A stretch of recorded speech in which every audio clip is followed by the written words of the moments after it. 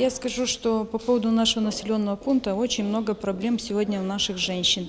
Это первое – отсутствие рабочих мест. Сегодня женщина является хранительницей семейного очага, матерью. Она должна обучать детей, растить, отдавать в школу, чтобы дети были грамотные, подготовленные, одеты, обуты, накормить. Это самая главная проблема сегодня женщины в населенном пункте, то, что нет у нее работы. Какие проблемы мы видим? Я скажу, что, во-первых, это экономическая проблема в нашем населенном пункте, социальная проблема, культурная проблема. И вы знаете, мы сегодня стараемся это все внедрить в наш населенный пункт. То, что касается нашей культуры, мы хотим заниматься и обучать детей с раннего возраста, чтобы нынешнее поколение, оно знало, что такое наша культура. Мы чтим и уважаем традиции нашего украинского народа.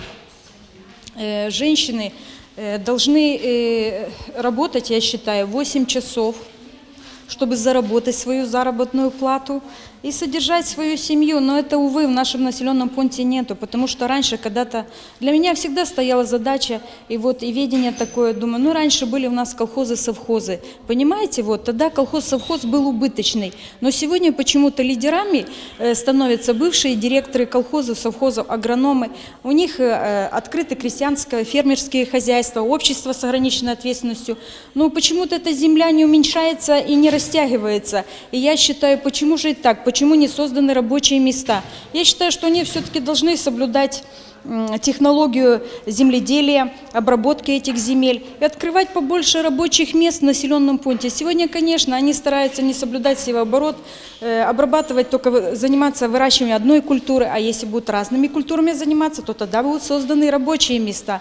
И для нас, конечно, в нашем населенном пункте в основном остался возраст пенсионеров, где-то составляет 60%, женщин 50 лет где-то составляет 30%. У них сегодня отсутствуют рабочие места. Есть, правда, это временные рабочие места, когда лидер берет на уборку винограда, на уборку зерна, то есть работать на такую. Я считаю, что круглый год должны быть у них рабочие места. Стараюсь внедрить культуру, развить ремесло, создать рабочие места. У нас есть сегодня инвестор, и мы должны написать проект для того, чтобы внедрить этот проект. И тогда откроются рабочие места. Я думаю, что где-то рабочих мест 30 будет в нашем населенном пункте. Это будет плюс для наших женщин. Женщина сможет зарабатывать. Конечно, сегодня даже женщины, которые ищут работу, увы, нету, приходят ко мне, дай работу, но нету, где возьму, нету рабочих мест.